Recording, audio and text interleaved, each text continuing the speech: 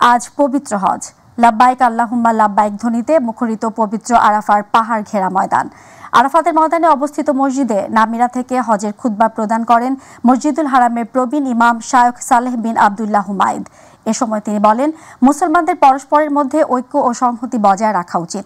সূর্যাস্ত পর্যন্ত আরাফায় অবস্থান শেষে হাজিরা রওয়ানা হবেন মুজদালিফার উদ্দেশ্যে। আতিকুর রহমান তিতাসের রিপোর্ট। লাখো মুসল্লির কণ্ঠে লাব্বাইক আল্লাহুম্মা লাব্বাইক ধ্বনিতে মুখরিত হল পবিত্র আরাফাতের ময়দান। মহান আল্লাহ তাআলার সন্তুষ্টির জন্য পাপ পঙ্কিলতা মুক্ত জীবনের প্রত্যাশায় অনুষ্ঠিত হল হজের মূল আনুষ্ঠানিকতা। বৃহস্পতিবার ভোর থেকে নিয়ম অনুযায়ী সবাই জড়ো হন আরাফাতের ময়দানে। সেখানে লাব্বাইক আল্লাহুম্মা লাব্বাইক ধ্বনির মাধ্যমে মহান সৃষ্টিকর্তার কাছে নিজেদের অবস্থানের কথা জানান দেন সারা বিশ্ব থেকে হজ পালন করতে আসা ধর্মপ্রাণ মুসলমানরা। স্থানীয় সময় দুপুর 12টার কিছু পরে পবিত্র হজের খুতবা দেন মক্কার গ্র্যান্ড মসজিদের ইমাম শায়খ সালেহ বিন হুমায়দ, যা বাংলা সহ 34টি ভাষায় সরাসরি সম্প্রচারিত হয়। এ সময় মুসলিম উম্মার মধ্যে দ্বন্দ্ব দূর করে ঐক্যের বন্ধন দৃঢ় করার আহ্বান জানান তিনি। أما بعد فأوصيكم أيها الناس، أوصيكم حجاج بيت الله ونفسي بتقوى الله، فاتقوا الله رحمكم الله، اتقوا الله بفعل أوامره وترك مناهيه। কথা ও কাজ এবং আকীদা ও আচরণের মধ্যে মিল সৃষ্টির জন্য আত্মশুদ্ধির অনুশীলনের তাগিদ দিয়ে কুরআনকে আঁকড়ে ধরে সালাতের মাধ্যমে পাপমুক্ত জীবনযাপনের আহ্বান জানান ইমাম শায়খ সালেহ বিন হুমায়দ। وتربية النفوس للتخلص من العادات السيئة والحد من طغيان الشهوات والتواضع وصحة الأبدان. يا أيها الذين آمنوا كتب عليكم الصيام كما كتب على الذين من قبلكم لعلكم تتقون أياما معدودات. والركن الخامس حج بيت الله الحرام، ولله على الناس حج البيت من استطاع إليه سبيلا। খুতবা শেষে আরাফাতের ময়দানে জোহর ও আসরের নামাজ একসঙ্গে পড়েন হাজিরা। এরপর সূর্যাস্ত পর্যন্ত দোয়া ও মোনাজাতে মগ্ন থাকেন। সূর্যাস্তের পরপরই আরাফাত থেকে 9 কিলোমিটার দূরত্বে মুজদালিফার উদ্দেশ্যে রওনা দেবেন তারা। সেখানে একসঙ্গে মাগরিব ও এশার নামাজ পড়ে রাত্রি যাপন করবেন। এরপর মুজদালিফা থেকে 3 জামারার জন্য তারা পাথর সংগ্রহ করবেন। এরপর 10 জিলহজ ঈদুল আজহার দিন জামারায় শয়তানকে পাথর মেরে কোরবানি দিয়ে মাথা মুন্ডন করবেন হাজিরা। পরে কাবা শরীফ তাওয়াফ করবেন। কাবার সামনে 2 পাহাড় সাফা ও মারওয়া সাই করবেন তারা। এরপর সেখান থেকে আবার মিনায় ফিরে 3 দিন জামারায় 60টি করে পাথর নিক্ষেপ করবেন। এরপর মক্কায় বিদায় তাওয়াফ করে হজের সব কার্যক্রম সম্পন্ন হবে। আতিকুর রহমান তিতাস, মাই টিভি। পবিত্র ঈদুল আজহার নামাজ আদায়ের জন্য প্রস্তুত জাতীয় ঈদগাহ মাঠ। প্যান্ডেল ও কার্পেট বিছানোর কাজও শেষ হয়েছে। ময়দান ঢেকে দেওয়া হয়েছে ত্রিপল দিয়ে। নেওয়া হয়েছে 5 স্তর নিরাপত্তা ব্যবস্থা। ঈদের প্রধান জামাত অনুষ্ঠিত হবে সকাল 7:30টায়। শিমুল খান আছেন রিপোর্টটি নিয়ে। পবিত্র ঈদুল আজহা উপলক্ষে রাজধানীর জাতীয় ঈদগাহ ময়দানে ঈদের প্রধান জামাত সুষ্ঠুভাবে আয়োজনের লক্ষ্যে ঢাকার দক্ষিণ সিটি কর্পোরেশন সব প্রস্তুতি সম্পন্ন করেছে। প্রায় 35,000 মুসল্লি একসঙ্গে ঈদের জামাত আদায়ের উপযোগী বিশাল আয়োজনের পাশাপাশি নারী মুসল্লিদের জন্য রাখা হয়েছে পৃথক নামাজের ব্লক ও পৃথক প্রবেশপথ। সকাল 7:30 জাতীয় ঈদগাহ ময়দানে ঈদের প্রধান জামাত অনুষ্ঠিত হবে। তবে বৈরী আবহাওয়া থাকলে বিকল্প হিসেবে বাইতুল মোকাররম জাতীয় মসজিদে সকাল 8টায় ঈদের প্রধান জামাত অনুষ্ঠিত হবে। ঈদুল আজহা উপলক্ষে জাতীয় ঈদগাহে যে ঈদের জামাত অনুষ্ঠান তার সকল প্রস্তুতি আমরা সম্পন্ন করেছি।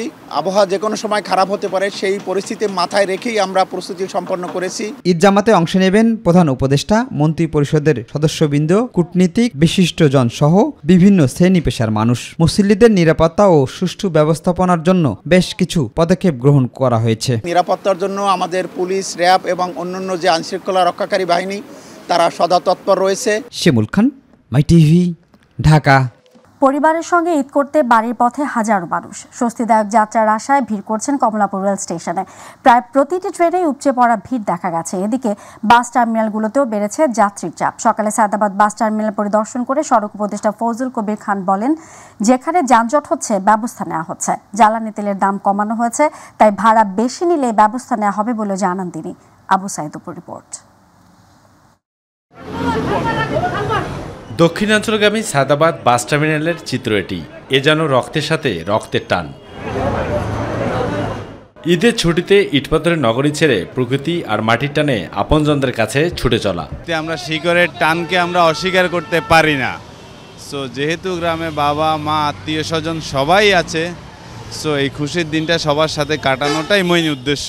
এখানে তো আমরা 4 দেয়ালের মধ্যেই বন্দি থাকি, তো ওখানে গেলে বাচ্চারা একটু খোলামেলা জায়গা পায়, সবাই আত্মীয় স্বজন সবার সাথে দেখে যে মানে একঘেয়েমিটা আছে, ওই একঘেয়েমিটা চলে যায়। ঘরমুখ মানুষের নিরাপদ যাত্রার প্রতিশ্রুতি কতটুকু নিশ্চিত হয়েছে তার সরেজমিনে দেখতে সায়দাবাদ বাস টার্মিনালে যান সড়ক ও পরিবহন উপদেষ্টা ফাউজুল করিম। এ সময় তিনি সাংবাদিকদের বলেন, ঘরমুখ মানুষের বিড়ম্বনা আর অনাকাঙ্ক্ষিত ঘটনা ঘটলে কোনো ছাড় নেই। ঢালাও অভিযোগ না করে যদি নির্দিষ্ট যদি বলেন যে ওই গাড়ি এত টাকা ভাড়া, আসলে এত টাকা ভাড়া নিচ্ছে, আমরা তাৎক্ষণিক ব্যবস্থা নেব।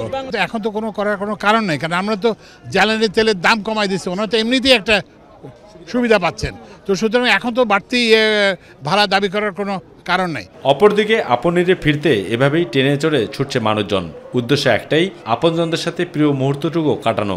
কেনই ছুটে চলা সেই অনুভূতি তুলে ধরলেন শেকরের টানে ছুটে যাওয়া মানুষগুলো। ঢাকা শহরে যে যান্ত্রিক নগরী, তো এইখান থেকে দেশে যাওয়া, গ্রামে যাওয়া মানে একটা আনন্দের ব্যাপার, স্বস্তির ব্যাপার। টিকিট পাওয়া তো আগে খুবই ভোগান্তি ছিল, বাট এইবার আমাদের কোনো ভোগান্তিতে পড়তে হয়নি। যাচ্ছি বাড়িতে ঈদ করব, পিতামাতা আছে ওইখানে, ওনাদের সাথে সবাই একসাথে আনন্দ করবো।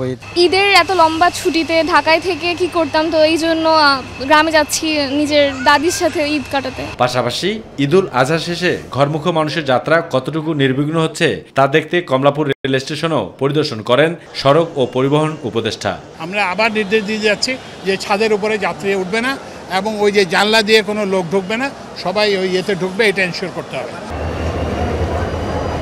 পরিবার পরিজনের সাথে ঈদের আনন্দ মুহূর্তটুকু কাটাতে ইটপাথরের নগরী রাজধানী ছাড়তে শেষ মুহূর্তে শুরু করেছে মানুষজন। তাদের প্রত্যাশা একটাই, যেভাবে তারা নিরাপদে বাড়ি ফিরে পরিবার পরিজনের সাথে প্রিয় মুহূর্তটুকু কাটিয়ে আবার যেন ঠিক সেভাবেই নিরাপদে ফিরতে পারেন কর্মব্যস্ততার নগরী এই রাজধানীতে, এমনটাই প্রত্যাশা ছিল এসব ঘরমুখ মানুষের। কমলাপুর রেল স্টেশন থেকে আবু সৈয়দ আপু, মাই টিভি, ঢাকা। প্রিয়জনের সাথে ঈদ উদযাপনে বেলা যতই বাড়ছে, মহাসড়কে গাড়ির চাপ ততই বাড়ছে। ঢাকা টাঙ্গাইল যমুনা সেতু মহাসড়কে অন্তত 15 কিলোমিটার এলাকা জুড়ে থেমে থেমে যানজটের সৃষ্টি হয়েছে। বৃহস্পতিবার ভোর থেকে মহাসড়কে টাঙ্গাইলের অংশে এলেঙ্গা থেকে যমুনা সেতু পর্যন্ত যানজটের সৃষ্টি হয়। এতে ঈদে ঘরমুখ মানুষ চরম দুর্ভোগে পড়েছে। পুলিশ জানায়, হঠাৎ করে মহাসড়কে অতিরিক্ত যানবাহনের চাপ সৃষ্টি হয়। এতে করে যমুনা দিয়ে সিরাজগঞ্জ অংশে গাড়িগুলো ঠিকমতো যেতে পারছে না, যার কারণে মহাসড়কে যানজটের সৃষ্টি হয়েছে। দর্শক, এবার গাজীপুর থেকে মহাসড়ক পরিস্থিতির খবর জানাচ্ছেন প্রতিনিধি চঞ্চল চৌধুরী।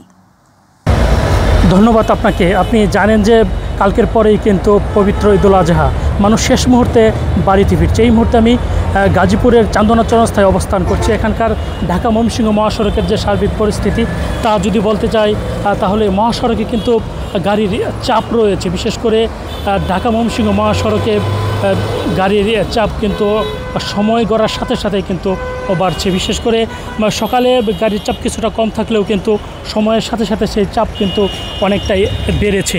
আমি যদি আপনাকে একটি বিষয়ে জানিয়ে রাখি যে আজকে কিন্তু গার্মেন্টস ফ্যাক্টরি সর্বোপরি 100% ছুটি দেওয়া হয়েছে। তারপর থেকে কিন্তু চাপ বাড়তে শুরু করছে।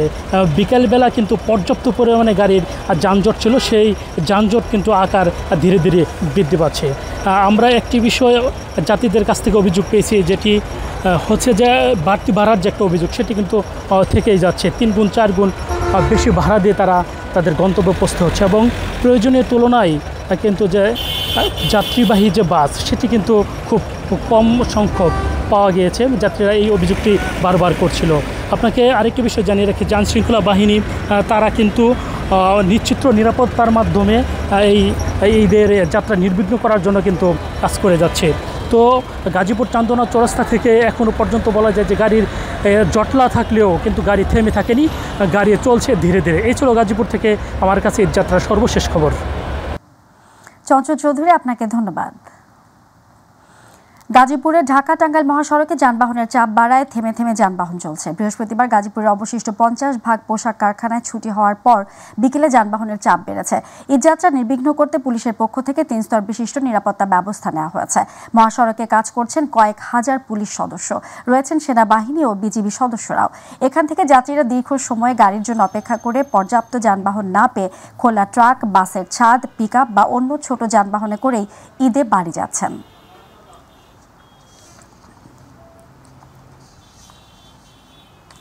দর্শক, এই মুহূর্তে গাজীপুরের কোনাবাড়ি থেকে মহাসড়ক পরিস্থিতির খবর জানাচ্ছেন প্রতিনিধি AKM শিশির। রওনা দিয়েছেন। দিনভর স্বস্তির খবর থাকলেও বেলা বাড়ার সাথে সাথে ঢাকা-টাঙ্গাইল মহাসড়কে থেমে থেমে যানজট হয় এবং বিকেলের পর থেকে অর্থাৎ বিকেল পেরিয়ে সন্ধ্যা হলে এই ঢাকা-টাঙ্গাইল মহাসড়কে যানবাহনের একদম ধীরগতি, ঘন্টার পর ঘন্টা কিন্তু মানুষ এই যানবাহনের দীর্ঘ সারিতে আটকা পড়েছেন। আমি যদি এই মুহূর্তে একটু দেখাতে চাই আপনাদের চিত্র, এই মুহূর্তের চিত্র কিছুটা যানবাহন কিন্তু চন্দ্রাগামী লেনে চলাচল করছে থেমে থেমে, আবার জটলাও কিন্তু সৃষ্টি হচ্ছে মাঝে মাঝে। অর্থাৎ আজকে শতভাগ শিল্প কারখানা ছুটি হয়েছে। ছুটি হওয়ার পর থেকেই কিন্তু বিকেলে এই যে ঢাকা-টাঙ্গাইল মহাসড়ক রয়েছে সেখানে প্রচন্ড যাত্রীদের চাপ পড়েছে। মানুষ যেভাবে পারছে সেভাবে তাদের বাড়িতে যাচ্ছে পরিজনের সাথে ঈদ করার জন্য। ইতিমধ্যে আমরা দেখেছি এই যাত্রীদের চাপ বাড়ার কারণে গণপরিবহনের সংকট দেখা দিয়েছে। আমরা চন্দ্রা এলাকা সহ বেশ কয়েকটি এলাকায় দেখেছি গাজীপুরের যে গণমুখ মানুষ রয়েছে সবাই একসাথে বের হওয়ার কারণে মূলত গণপরিবহন সংকট দেখা দিয়েছে। এই গণপরিবহন সংকটের কারণে কিন্তু মানুষের দীর্ঘ সারি সেটি কিন্তু বিভিন্ন জায়গায় পরিলক্ষিত হয়েছে এবং তারা এই কষ্ট, রোদ, বৃষ্টি সেগুলো পেরিয়ে কিন্তু হাসি মুখে মানুষ বাড়িতে গিয়ে ঈদ করার জন্য শত কষ্ট সহ্য করে এই ঢাকা-টাঙ্গাইল মহাসড়কে পাড়ি দিচ্ছেন শত শত কিলোমিটার পরিবার পরিজনের সাথে ঈদ করার জন্য। তো স্বস্তির খবর একটাই, আজ যদি এরকম চিত্র থাকে এবং ধীরে ধীরে যদি যানবাহনগুলো চন্দ্রা পার হয়ে উত্তরবঙ্গের দিকে পাড়ি দিতে পারে তাহলে আমার মনে হয় মধ্যরাত থেকে যানজট কিছুটা কমতে পারে এবং মানুষ স্বস্তি পেতে পারে বলে আমরা ধারণা করছি। তো আমার আইন শৃঙ্খলা বাহিনীর সর্বশেষ কথা হলো, তারা জানিয়েছেন যে তাদের পাশাপাশি সেনা সদস্যরাও কিন্তু এই যানজট নিরসনের জন্য সর্বোচ্চ চেষ্টা করে যাচ্ছেন যাতে ঢাকা-টাঙ্গাইল মহাসড়ক দিয়ে মানুষ নির্বিঘ্নে পরিবার পরিজনের সাথে পৌঁছে ঈদ করতে পারে। তো এই ছিল আমার কাছ থেকে গাজীপুরের কালিয়াকৈর থেকে সর্বশেষ ঈদযাত্রার পরিস্থিতি। শিশির, আপনাকে ধন্যবাদ। ঈদযাত্রা ঢাকা ময়মনসিংহ মহাসড়কে যান চলাচল ও যাত্রীর চাপ বাড়লেও মহাসড়কের ময়মনসিংহ এলাকার কোথাও যানজট নেই। সকালে ঢাকা ময়মনসিংহ মহাসড়কের চুরখাই, দীঘারকান্দা, নগরীর বাইপাস ও পাট গুদাম ব্রিজ এলাকায় প্রতি বছর যানজট দেখা গেলেও এবার এসব পয়েন্টে যানজটের দৃশ্য চোখে পড়েনি। অন্যান্য দিনের চেয়ে যানবাহন চলাচল করেছে ধীর গতিতে। তবে দূরপাল্লার যাত্রীদের অভিযোগ, নির্ধারিত ভাড়ার চেয়েও 100 থেকে 200 টাকা বেশি নেওয়া হচ্ছে। এদিকে ঈদে ঘরমুখো মানুষের নিরাপত্তা ও নির্বিঘ্নে যাতায়াতে আইনশৃঙ্খলা বাহিনীর তৎপরতা ছিল লক্ষণীয়। দক্ষিণবঙ্গের 21 জেলার মূল প্রবেশ পথ হিসেবে খ্যাত ঢাকা মাওয়া এক্সপ্রেসওয়েতে ঈদে ঘরমুখো মানুষের ঢল নেমেছে। সকাল 10টার পর থেকে ওই এক্সপ্রেসওয়েতে দূরপাল্লার যানবাহনের চাপ বাড়তে থাকে। এতে পদ্মা সেতু টোল প্লাজার মাওয়া প্রান্তে টোল আদায় হিমশিম খাচ্ছে কর্তৃপক্ষ। 8টি টোল বুথে নিরবচ্ছিন্ন টোল আদায় করা হলেও টোল প্লাজায় দুপুর পর্যন্ত যানবাহনের দীর্ঘ সারি অপেক্ষমান ছিল। অধিক যানবাহনের কারণে টোল আদায় বিলম্ব হওয়ার কারণে এক্সপ্রেসওয়েতে যানবাহনের ধীরগতি দেখা দিয়েছে। মাওয়া প্রান্ত থেকে এক্সপ্রেসওয়ে শ্রীনগর উপজেলার দোগাছি পর্যন্ত প্রায় 7 কিলোমিটার এলাকায় যানবাহন চলেছে ধীর গতিতে।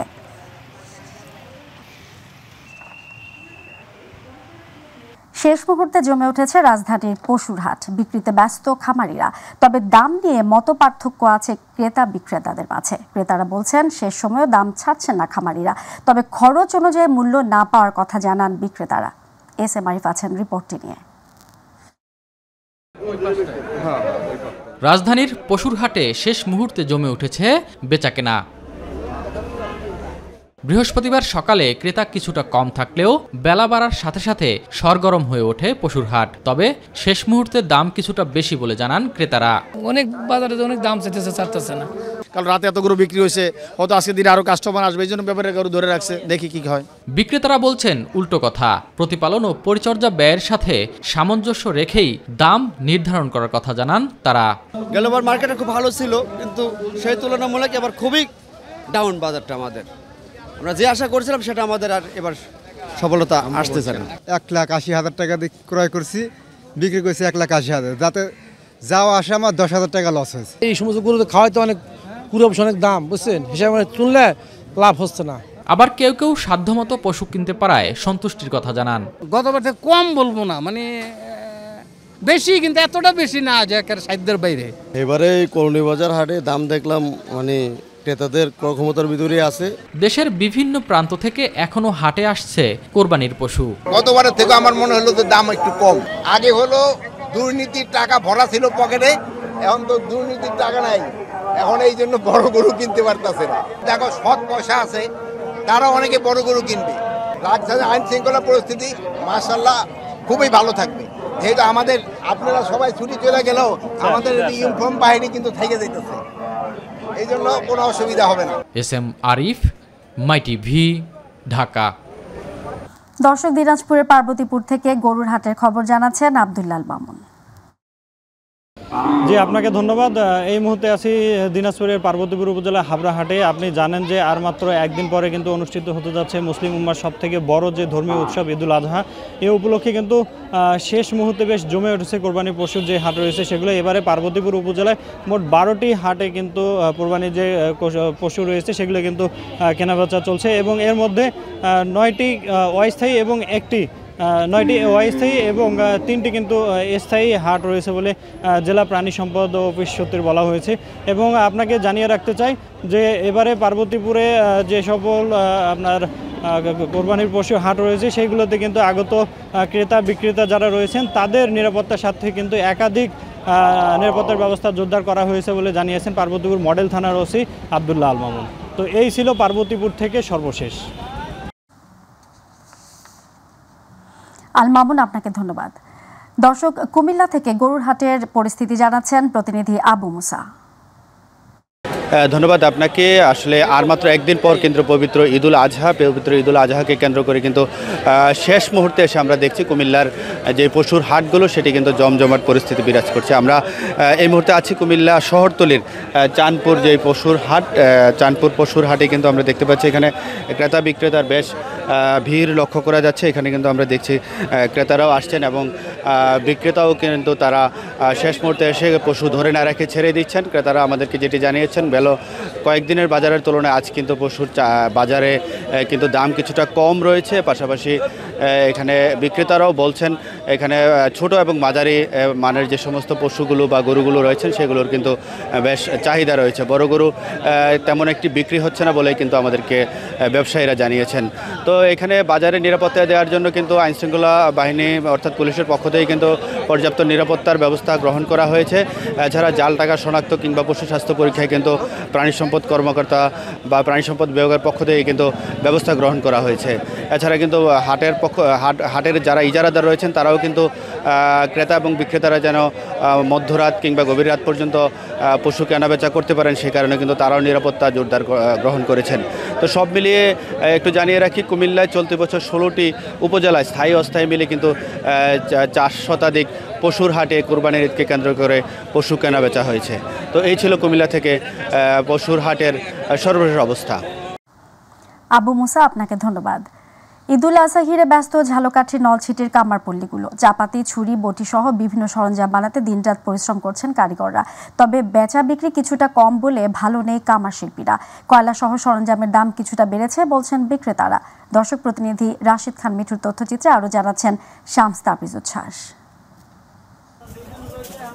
ঈদুল আজহাকে সামনে রেখে এখন ব্যস্ত সময় পার করছেন কামারপল্লীর শিল্পীরা। টুংটাং শব্দই বলছে ঈদ লেগেছে কামারের দোকানে। দিনরাত চলছে চাপাতি, দা, বটি, ছুরি তৈরি ও শানের কাজ।